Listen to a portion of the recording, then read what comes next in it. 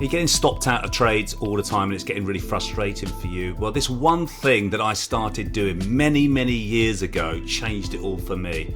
Now, this was for swing trade. If you're a swing trader and you're struggling to make a consistent profit, I'm going to dive into a lesson here where I'm going to show you exactly what I changed many years ago and what my students have changed. And recently, Chris went on to make £45,000 by just doing this technique, which I'm going to teach you as well. Now, we've just come back from our traders retreat in Marbella, and Chris stood up and talked all about, what he's doing in his trading and how it's having such a major impact in his life, because now he's trading stress-free, no reason to get worried about any of these trades. He's managing his risk and he's making more money than he's ever made. So let's dive into this lesson, and I'm going to show you the £3,300 trade that I closed down this morning and what I was trying to do and how I went about trading it. Let's dive into the lesson, guys. So here's an example of what I'm talking about. This is the NASDAQ trade that I closed down Friday morning for £3,300 profit. And you can see it was on the NASDAQ US Tech 100. This is in my spread betting account. And I closed all the trades down at 7:45 a.m. altogether, okay? Now, there's obviously lots of lines here. 1, 2, 3, 4, 5, 6, 7, 8, 9 lines here. That means 9 trades in this one market. And what I'm doing is I'm getting in at different areas on a price, on a chart. So this is the price I'm getting in at, and this was the price I got out at. And there's the profit on the right-hand side, all right? Once I started doing this type of what I'm going to teach you now, then it became so much easier, guys. Think about it, okay? And if you feel like it's for you, then leave some comments down below, and let me know how you get on after I've gone through what I'm going to teach you right now. All right, let's dive into the lesson. So this is all about project trades, looking at trades and focusing on those trades. Now, I've got a few trades that are open where I'm building these project trades already.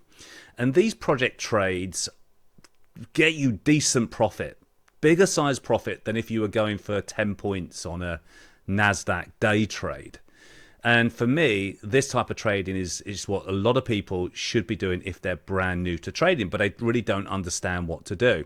So this is all about scaling in and out of trades. In this particular case, in the NASDAQ, I didn't scale out, I scaled in, and I took the profits this Friday morning. All right, so scaling into trades. I mean, what is scaling into trades? It means doing multiple positions instead of just doing one position, okay?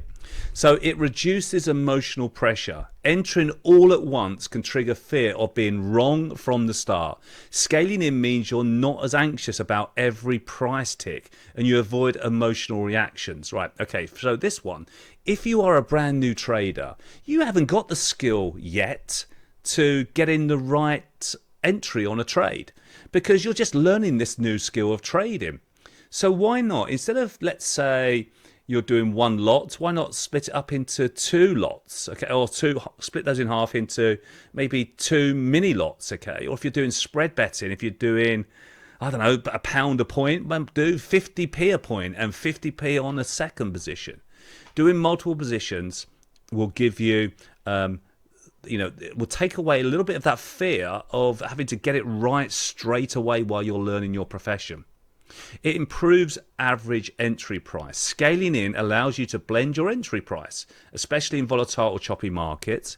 If price moves against you on your first entry, adding at lower price levels can lower your average cost. Now, this is sort of a martingale technique, and I don't believe in that, okay? I don't believe scaling into trades that are losing money if you are a complete novice trader. What you could do is, instead of doing just one full position size, you split the position into half. And if your strategy is still valid, then you can add at a better price, which brings your cost base average down. Okay, that's fine. That is controlled risk. But just adding into a losing trade when your strategy is no longer valid is not the right thing, guys. Okay, it's not the right thing to do, and it's going to cause pain. But if your trade strategy is still valid, and I'm talking about swing trading and day trading here, but if it's still valid on a daily chart and the trade's going against you slightly, and as long as you're managing your overall risk on the trade, you know exactly how much you're going to lose overall on your positions, maybe add another position, okay? But make sure you know exactly how much you're going to lose on the whole 2 positions. So I like to scale into trades when they start to make money. I will scale in and scale in and scale in when some people are getting out of trades too early. I like to add to my winning trades. And I also like to scale into trades where I'm losing money on my first position, but the trade is still valid, and I've got plenty of risk to maneuver, and it's not going to blow out my trading account. I'm still going to risk X amount on the trade. Okay, so adaptability to market conditions, couldn't get that word out then. The market really gives you the perfect entry. So what this does, you don't need the perfect entry. You get your signal on a chart, okay, and you might have missed it by 10 points. And you just get in at a smaller position size, okay? And then your stop is based on that one position to start with, one position, all right? So scaling in gives you flexibility to react as price action develops, so you don't miss out if the market starts moving in your favor after your first partial fill. All right, so we call it nibbling on the trade. So if we're looking for a case study project type trade, we think the NASDAQ or the euro dollar is going to go on a big move. Remember that?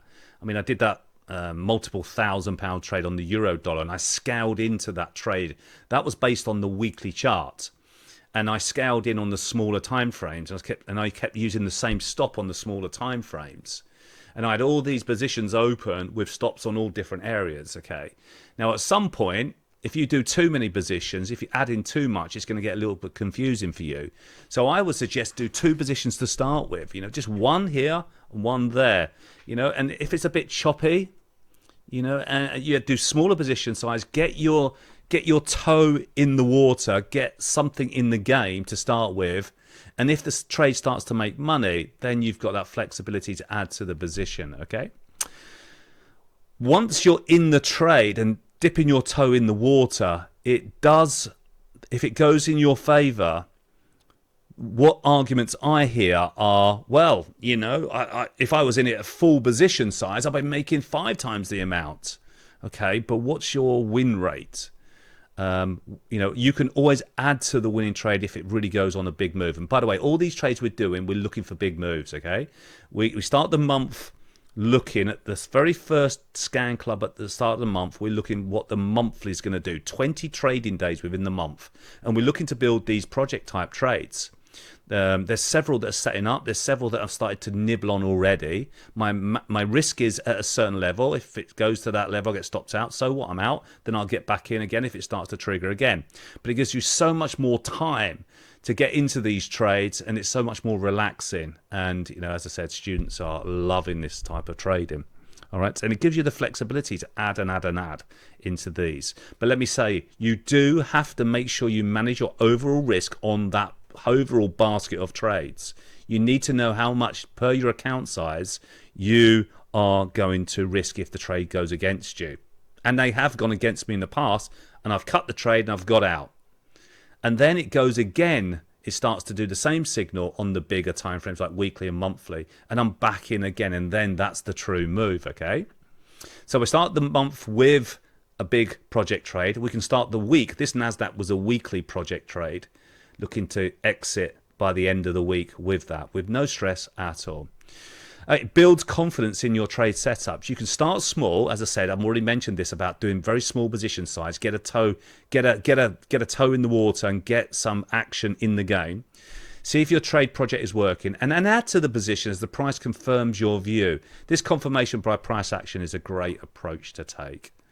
It reduces impact of slippage. Entering one big position. Now, this is for big account holders, especially if you're day trading. You can get slippage in the markets. You know, if you've got a good broker, using a spread betting broker in the UK, you know, the likes of the IGs, the big ones, you could easily do up to £1,000 a point if you're trading. Around the £500, you won't get any slippage with the big boys, all right? And with other brokers like funded accounts. I'm not quite sure how big you can go up to. It also depends on your account size, of course, but be careful of slippage, especially as a day trader. If you're trying to get into trades quickly with big position size, you could get slippage, and you could use this style of trading in day trading, very much so. But for me, this is building projects. This is where our students love this relaxing way of trading. By scaling in, you can get better feels without moving the market. All right, so that won't apply to traders with small accounts. You can manage uncertainty and volatility. Volatile markets can whip price around your entry area. Scaling in helps you handle the uncertainty, giving your trade room to breathe as you work towards your full position size. Right, this point number 7. So many traders choke trades up stops far too tight, and then it goes in their direction, and you're absolutely disappointed that the trade worked, but you didn't make any money from the trade because you choked your stop. It was too tight. You didn't give it room to breathe. By doing a smaller position to start with on your swing trade and having a much wider stop gives your trade a higher probability that it's going to work out, guys. All right, and it just reduces confidence if you keep getting stopped out of trades. It's not good at all. And it just gives the trade room to breathe. The psychological edge here. Many traders feel locked in with this trade's got to work. Single entry. This one's got to work. Remember, you're starting out on your trading journey. You're new to trading. Scaling in keeps you mentally nimble and open to reevaluating as the trade unfolds. Now, what I would say that's coming to my head here is that I'm adding to positions when the trade moves in my direction. That is part of the project of the trade. When a lot of traders are getting out before the trade's even started.